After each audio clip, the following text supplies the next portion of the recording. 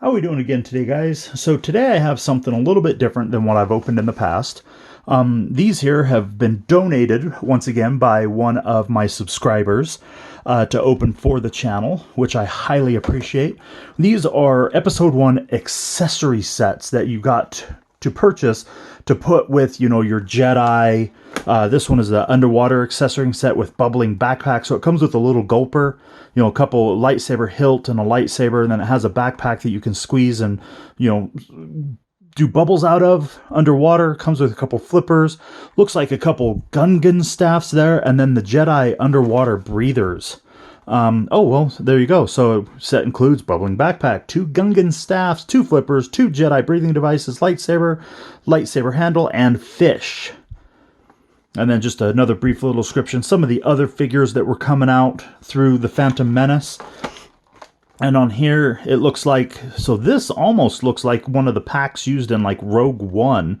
And then it has this one's the Tatooine accessory set. So it has the rifle, the data pad that you see very during the pod racer scenes, has a blaster, and then a nice little droid that was in the background.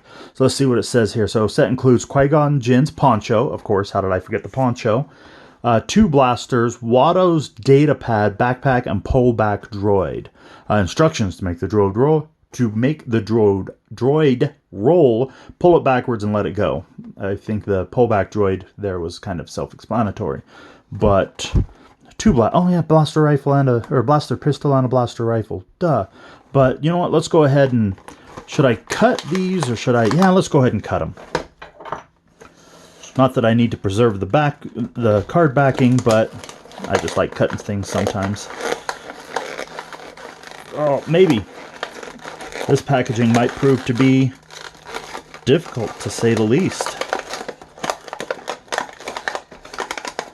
So we're going to go ahead and open this underwater accessory set first.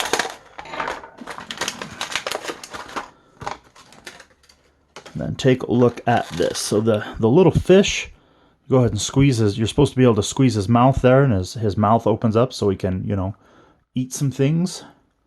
Nice little rubbery texture there to him.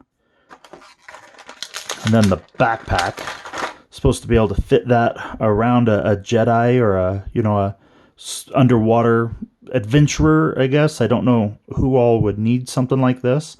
But then you go ahead and you squeeze that right there, and it's supposed to shoot bubbles out of there to make it look like, they're actually breathing underwater. So that's a nifty little accessory there.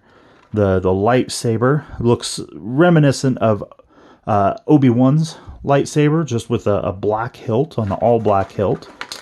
And there's just the separate hilt itself right there, as you can see.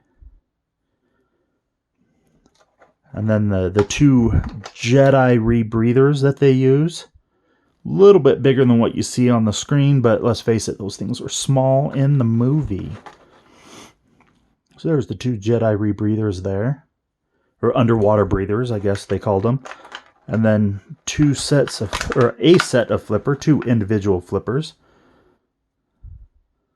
Once again, that's kind of some of these are kind of interesting accessories especially for the movie. And who says Hasbro just ever packed things in just for the sake of selling toys?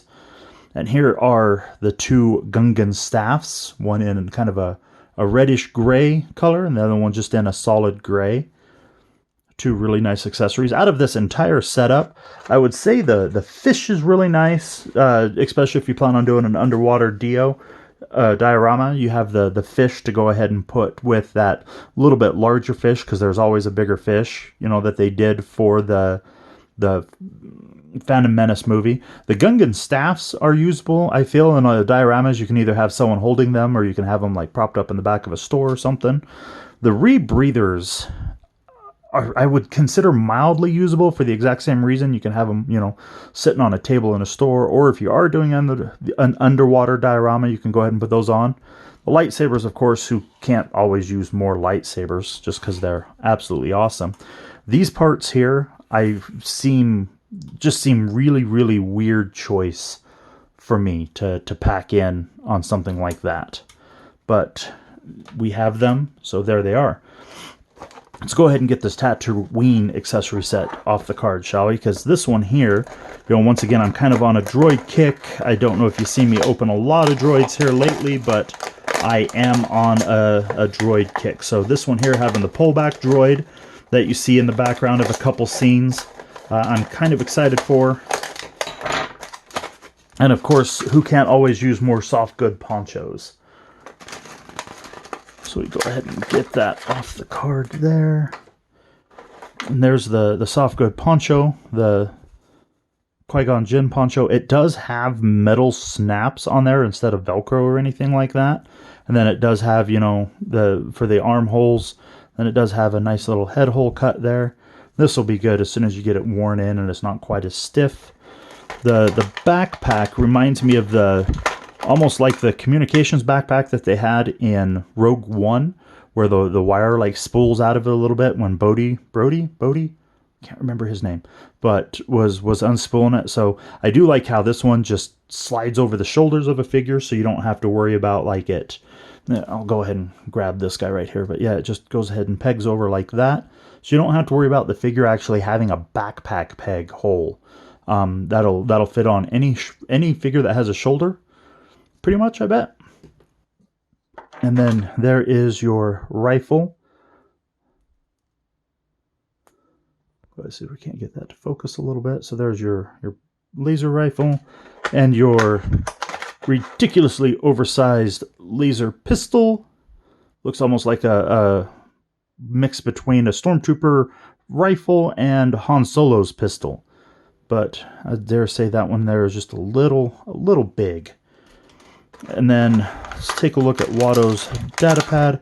So, oh wow, this one has no screen, no sticker or anything like that on it. So it's just a datapad. I wonder if they're all like that.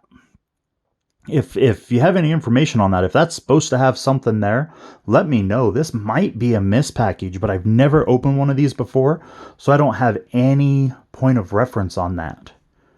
That is kind of interesting, where it doesn't have any screen or like sticker or anything like that. It's just has an empty hole. And then there is that Pullback Droid. Let's go ahead and that's fun. Little guy just gets way too aggressive there, just shakes. But there's the Pullback Droid. So out of this set here, I do feel all of the accessories are usable. You know, you don't really have just an odd random pack in. The blasters maybe are a little wonky and non-usable, but definitely the datapad, the backpack is going to be really fun to use in a diorama. The poncho is really going to be fun, and this little droid is I just absolutely love him. No designation or anything like that for him. Pullback, so maybe he'll be a PB droid. I like that, PB droid. There we go. Don't know if you've heard it before, but you've heard it there. And as always, guys, thank you for watching. I hope you're having a good day. Thank you for supporting the channel. If you can, thumbs up, comment, any suggestions. But as always, have a good one.